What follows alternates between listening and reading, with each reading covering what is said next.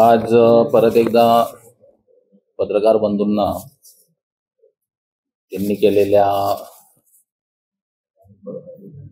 फोनवरून व मलाही काही खुलासे या सध्या चाललेल्या विषयावरती करायचे असल्यामुळं मी सगळ्यांना म्हटलं होतं की एकत्रच बोलू आणि आपणही सगळेजण आलं एकत्रच काही प्रश्न, माझ्याकडे काही उत्तरं, काही मला सांगायच्या गोष्टी या संदर्भाची आजची प्रेस होती आहे. रवींद्र दंगेकर यांना मी मागच्या 8 दिवसांच्या मध्ये माझ्यावर समीर पाटील नाव घेऊन फोटो दाखवून किंवा मी काही प्रश्न केले तर त्याला उत्तर देऊन ते बोलतच आहे. हे मला पडलेला प्रश्न आहे की कोणतेही पुरावे सादर न करता, पुरावे सादर करा म्हणून आपल्या माध्यमातून सांगूनही त्यांनी कोणते पुरावे आपल्यापर्यंत आजपर्यंत आणलेले नाहीये. माझा जो पहिला मुद्दा होता की आदरणीय चंद्रकांत दादांच्या ऑफिसमध्ये मी कामाला आहे का, त्याचा त्यांनी कुठला पुरावा आपल्याकडं दिलेला नाहीये हे आपण मला बोलताना सांगितलं. मी आत्ता मकोका सारख्या गुन्ह्यातील आरोपी व गुन्हेगार आहे का त्याच्या संदर्भातला कुठलाही पुरावा त्यांनी अद्याप दिलेला नाही. तसेच पुणे शहरामध्ये माझ्यावरती कोणती एनसी किंवा कोणता गुन्हा दाखल आहे का, जो मी आपण सर्वांना बोलताना सांगितलं होतं की आजपर्यंत माझ्यावरती एकही गुन्हा किंवा तक्रार दाखल नाही आहे. त्याचा काही पुरावा असेल तर त्यांनी द्यावा. तर त्याला बहुतेक त्यांनी उत्तर देताना असं सांगितलं की मी शोधतोय. पण सर्वांना एक गोष्ट मला सांगावीशी या माध्यमातून वाटते की कुणीही कुणावरती आरोप करायच्या आधी पहिल्यांदा पुरावे गोळा करून मग आरोप करायचे असतात. जसं काही थोडक्यात माझ्यावरती एका गंभीर विषयावरती त्यांनी एक आरोप केला. तो काय आरोप आहे हा मी या त्यांच्याच याच्यामधून दाखवतो आणि त्याचा खुलासा मी करतो. तर तो जो आरोप केलेला आहे त्याची क्लिप की मी एका पोलीस स्टेशनमध्ये गुन्हा दाखल करण्यासाठी केलेला इंटरफेरन्स त्याच्या संदर्भातली ती क्लिप.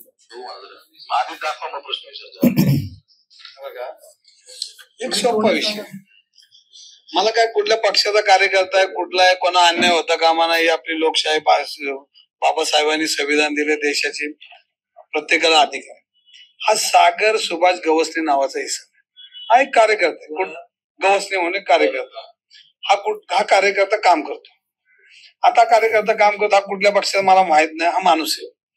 ह्याच्यावर 3 तारखेला एफआयआर खोटी देशमानेंनी दाखल केली, खोटी एफआयआर. आणि एफआयआर अशी केली की 13 तारखेला जो गुंड रिव्हॉल्वर घेऊन एकाला मारत होता त्याने केली 10 दिवस अगोदर. आणि त्याला लाल कार्पेट, खोटी तक्रार त्याच्या मार्फत घेऊन या गवसनेवर त्यांनी गुन्हा दाखल केला.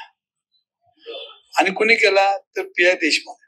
मग देशमानेला कोणी सांगितलं तर समीर पाटीलने. मग समीर पाटीलने सांगितलं असेल तर मग देशमाने कोणाच्या इशारा काम करतो तर समीर पाटील.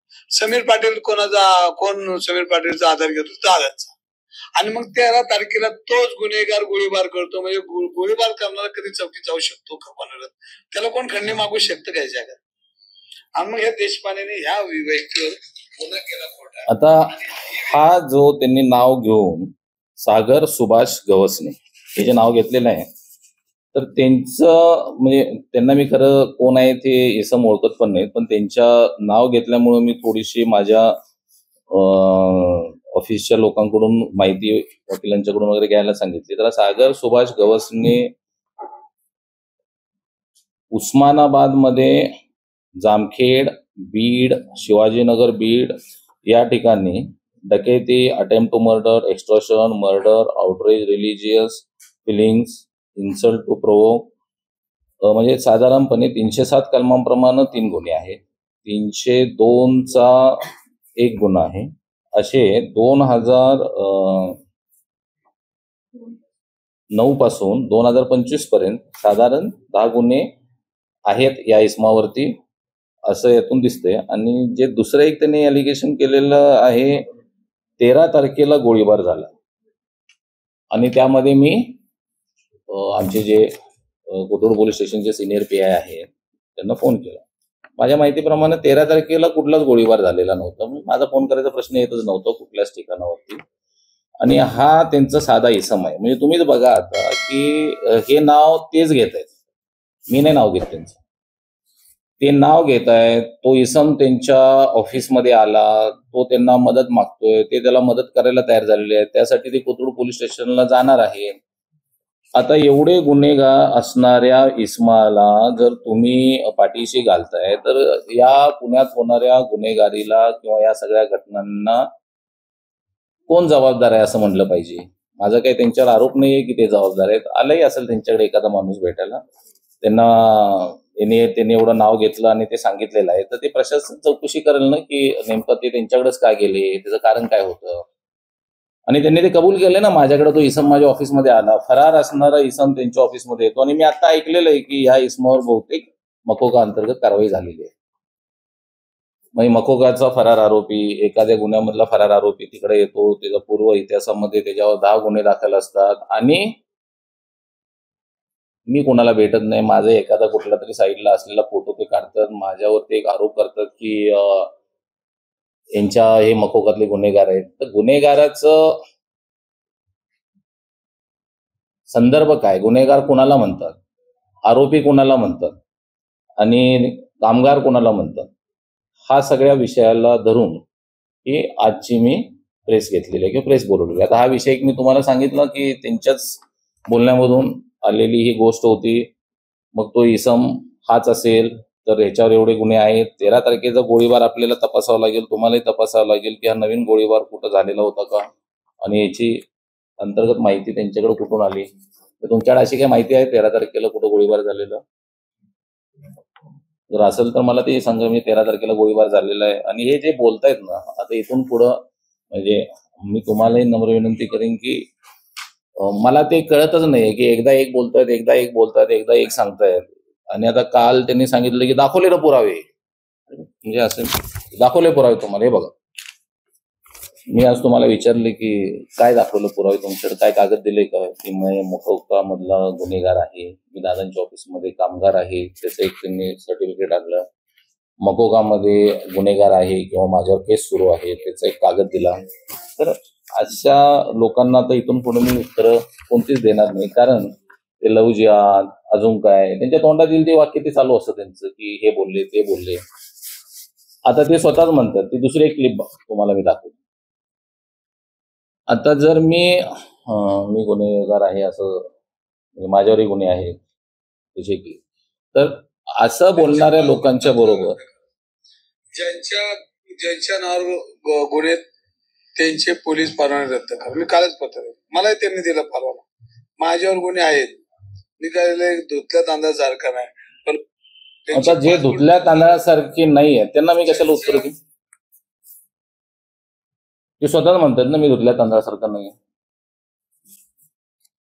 म्हणजे आता मला असं वाटायला लागलं की तुम्हाला ते सांगतायत स्वतःहून की मग पुणेकरांनी आमच्या कोथरूडकरांनी ठरवावं. मी तर म्हणतो मी स्वच्छ आहे, मला पुरावा द्या, मला जर तुम्ही गुन्हेगार म्हणताय. आणि ते तर जाहीर नॅशनल टीव्हीवर सांगतात की मी धुतल्या तांदळासारखं नाही आहे. मी या गुन्हेगाराला या इस्माला त्याच्यावरती गुन्हे असेल तरी सपोर्ट करणार. मग खरा विषय हाच येतो ना की गुन्हेगारांना पाठीशी कोण घालतोय. मग ते माझ्या पाठीमाग वळून वळून यायचं, काहीतरी कुठलेही कागदपत्र न घेता आरोप करायचे, माझी इमेज खराब करायची, मला कामगार म्हणून हिनवायचं. या सगळ्या माध्यमातून लोकांनी सांगितलेल्या ह्याच्यामधून मी आता अब्रू नुकसानीच्या दाव्यासाठी काल माझ्या वकिलांनी नोटीस इश्यू केलेली आहे आणि त्याची कारवाई आता उद्यापासून सुरू होईल.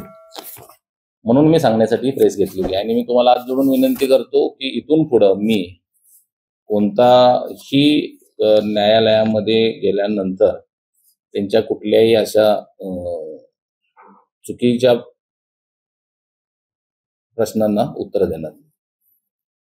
हा माझा याच प्रेसमध्ये फायनल खुलासा.